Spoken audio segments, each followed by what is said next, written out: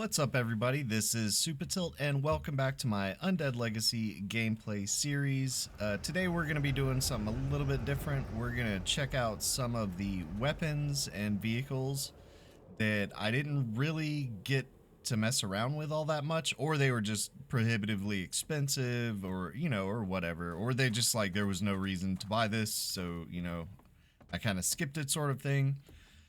So we're out here in the wasteland. There's a bunch of zombies around us, and yeah, we'll get right to it. So to start out, we're gonna check out some melee weapons. I have 3 of them with me here. I have this big ol' hammer. I have a flaming katana, and I have an electro. I don't know what the fuck it is. It looks like it's. I don't know what kind of blade it is, but like it looks like it's bolted into whatever it's connected to, and it's pretty sweet. It actually it has a chance to shock them. Of course, it didn't proc right there. Go find us another person right here. See if we can get this to. No, well, not really. It didn't really do. Oh, look out, buddy. There we go. Yeah, there we go. Dead. As you see, it does nice damage as well, but it has a little electroshock thing. So we'll see if we can get this blade to work. This blade actually has like this thermal blade.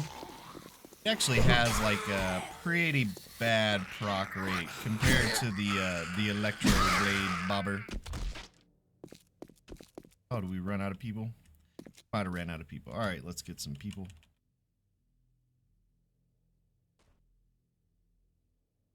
Bring me more people. Yeah, let's see. We'll try again, see if we can get this done. There we go. Yeah, fire, fire, fire.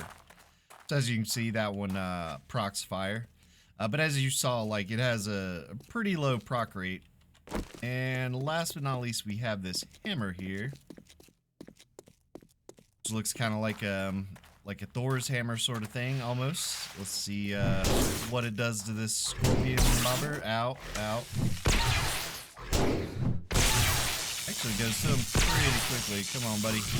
Come on, die. As you see, it also has a shock ability on it. Oh, we got a little poison there. I should have some poison stuff to help deal with that, but anyway. Got another fat lady over here. We'll probably show you the power of how it works versus zombies, but it's just pretty much one-shots most zombies is what I've noticed. It is pretty sweet, but it is slow. That is its main drawback. Is it does have like a pretty slow wind up and all of that. All right. So yeah. So those are the 3 melee weapons that I saw that were kind of interesting.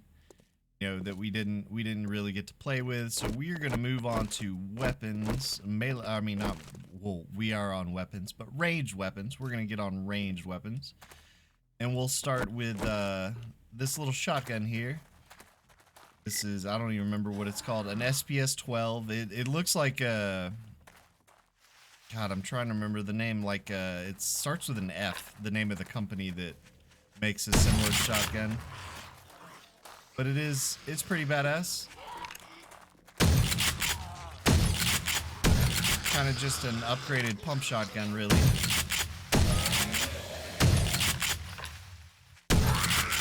But it seems to handle the mobs pretty well.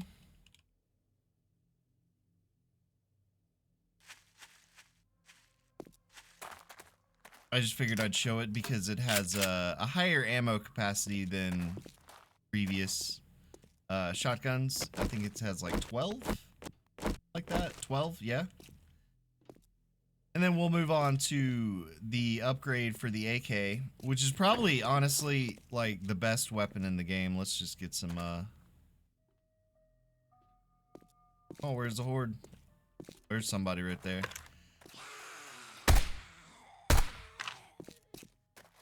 But yeah, it does seem to probably have the best like overall damage versus recoil versus,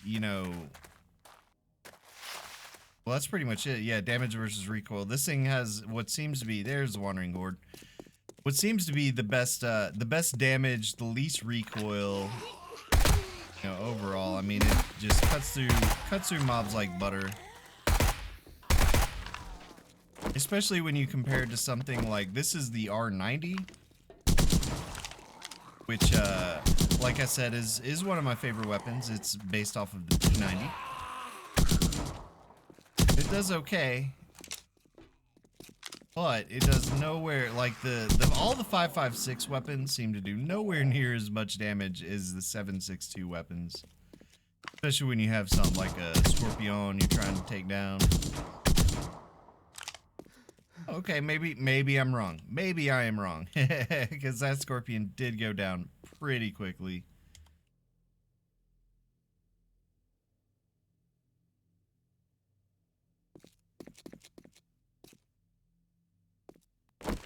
So no, I guess it's not that bad. You know, it seems to work okay. But really, like, I've been super impressed with this, what is it called? An MR4. It cuts them down. It usually only takes 1 or 2 shots, and they are just done for. And I don't mean like burst. I mean just like you know, feather it, do a couple shots, and it'll usually take down pretty much anything I've seen so far. It is very nice. It is well worth it. Oh, there's my wandering horde, and now we will check out the last little weapon I brought. This one's kind of interesting because it is a minigun, as you can see. It is loud as fuck, so it definitely brings all the zombies to the yard. And my main issue is, yeah, like, it's a combination again of recoil and how much damage output it does. Because look, dude, that zombie's not even dead. I just put a whole burst into his ass and just nothing. Just nothing. He still got up. And it's a damn minigun. What do you know, what would you expect a minigun? You know what I'm saying? It just seems it seems a little lower powered. Just comparatively. Ooh, I'm hungry and thirsty. Not like it matters that much.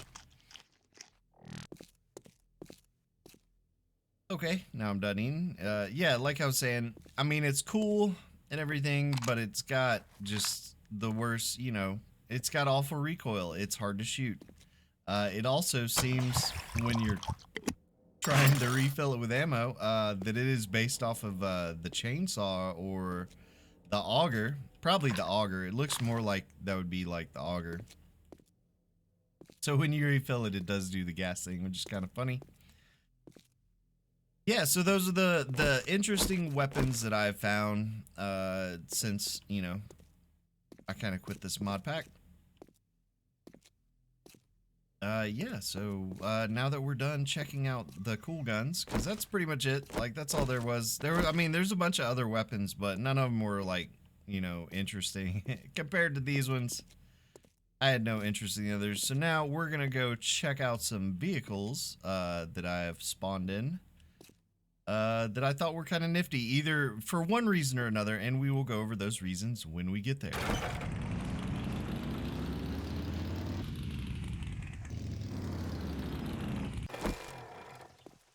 And here we are at our lovely selection of vehicles.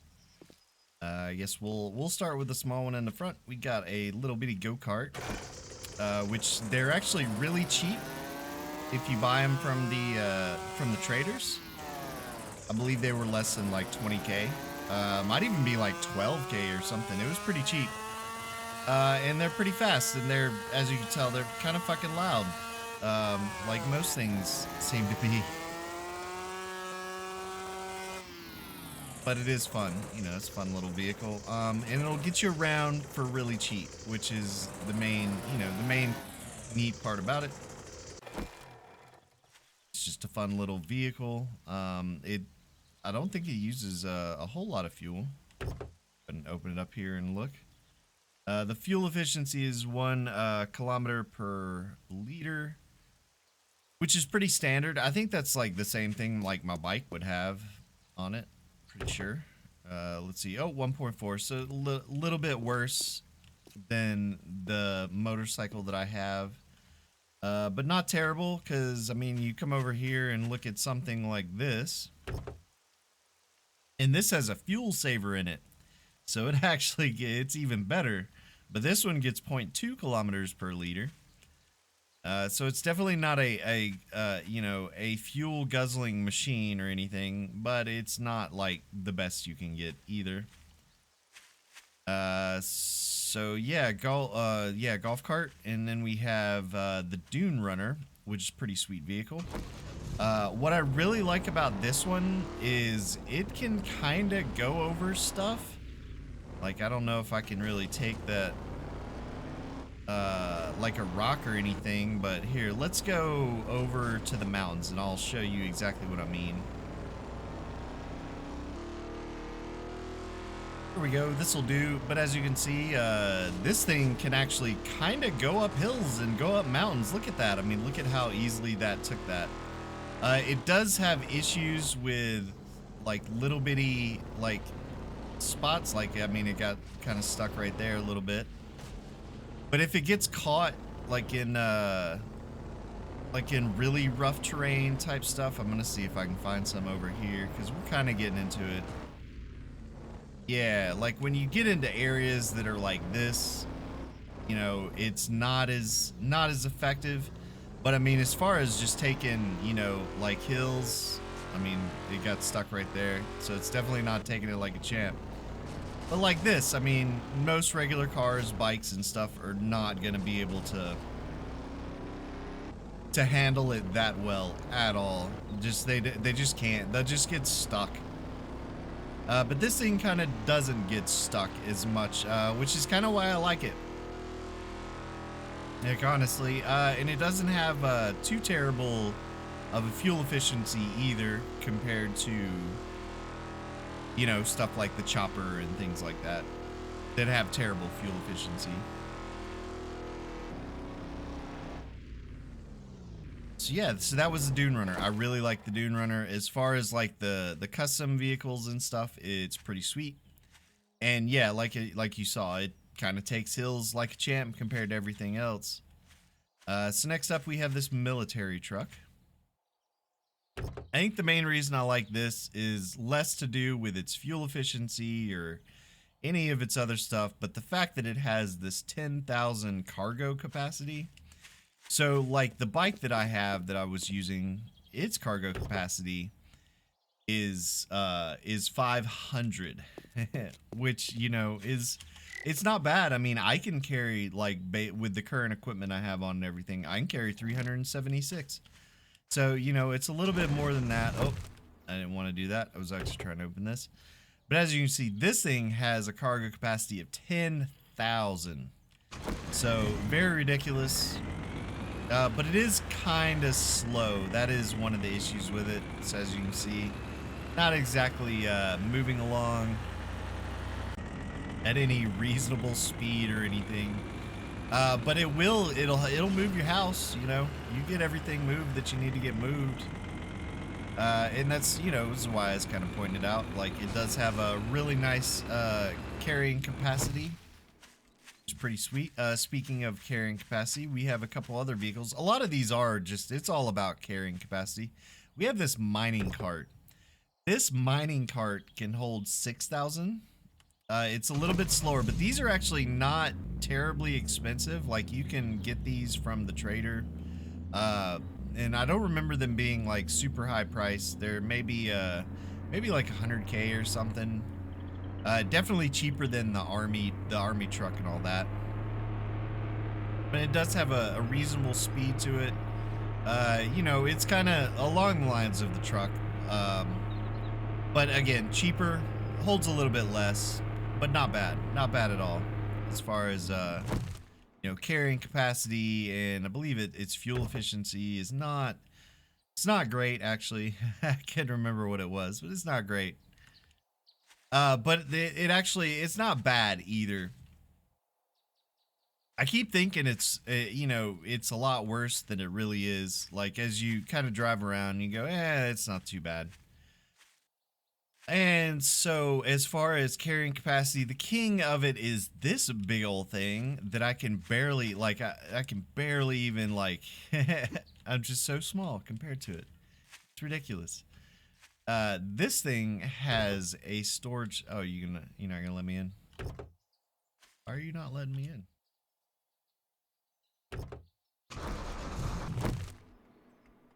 I don't know why you didn't want to show that. Well, here's the storage. This thing has a whopping 200,000 storage space. This thing can move mountains worth of stuff. It is ridiculous. Its main downfall, though, is first of all, it takes up your whole screen. So it's kind of sucks because it's hard to see like pretty much anything around you. Also, as you can see, those wheels kind of go crazy. Not exactly showing like how those wheels should be turning. It's a little bit glitchy. As you can see, this thing is slow as can be. Just slow as can be. But it will hold like just a bajillion things. But I don't suggest it at all. I just thought it was cool.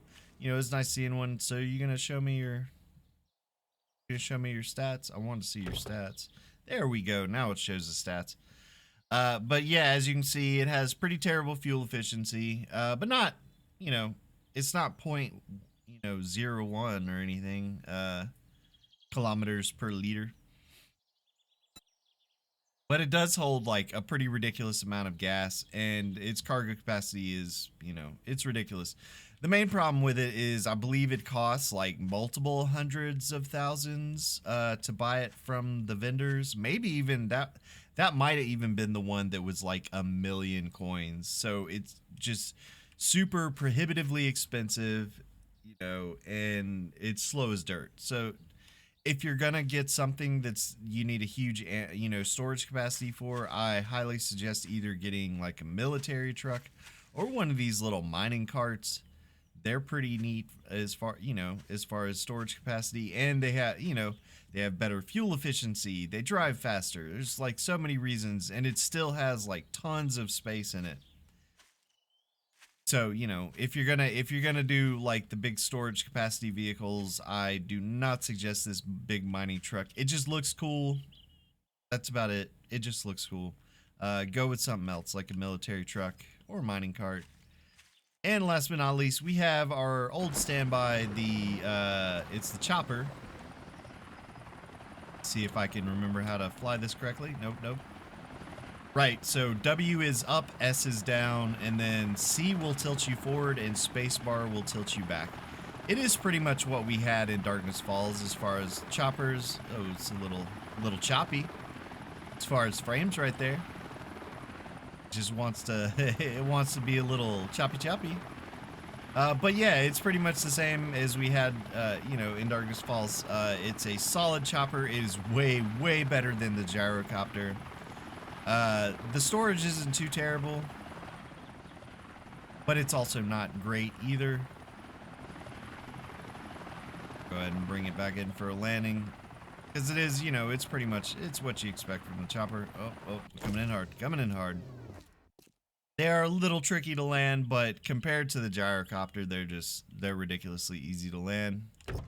And it has, let's see, what is its storage capacity? 800, not terrible. That's like, it's more than double what I can do. So certainly nothing to complain about. And its fuel efficiency is pretty terrible. It's 0.1 kilometers per liter. But that is better than this stupid ass mining truck thing. This one was what? This one was the 0.05 kilometers per liter. So yeah, just terrible fuel efficiency. And in Undead Legacy, trying to get fuel early on is pretty tough. But once you get to the desert and you have the ability to make gas, like it's, gas becomes again just like kind of, pretty easy to get. So it's not a big deal. Not a big deal overall. And then you get a fuel saver and it helps out a little bit. But anyway, yeah, like I said, this is going to be a really short one. All I wanted to do is kind of show you all these vehicles and the guns and whatnot that I kind of either, like I said, I couldn't afford to buy because, you know, I had to spend my coin elsewhere, or just was like, meh, I don't know if that'd be worth it or anything, so I'm not gonna buy it, and I'll just buy the things that I know are kind of worth something. Yeah, so that'll be it for this one. Next time we're gonna do a, I guess it'll be a day 777 Horde night. And we're not gonna use this Horde base over here. You know, the one that I've been using, I'm gonna build a new one, but this one's not actually gonna have any sort of barriers. It's just going to be a platform with like a ramp leading up to it, and I will have a dick puncher though that'll, like, you know, kind of slow them down a little bit. But I think we're gonna try this minigun out for the night, and we'll probably these will be the weapons that we will use, and there might be even one or two other weapons that we check out during that Horde night. But it should be fun. Hopefully it'll be pretty tough. I might even turn up the difficulty and the spawn levels and all that stuff, and we'll just have a good old time killing them for the last time in Undead Legacy, or at least this version of Undead Legacy, because Alpha 21's already out. It's completely, well, I wouldn't say completely different, but there's a lot of changes, and who knows where the mods are as far as Alpha 21. I haven't really looked, so I have no idea whether they have been updated or anything. But yeah, but it should be fun. So yeah, I'll see you in the next one. Y'all take care and have a wonderful day.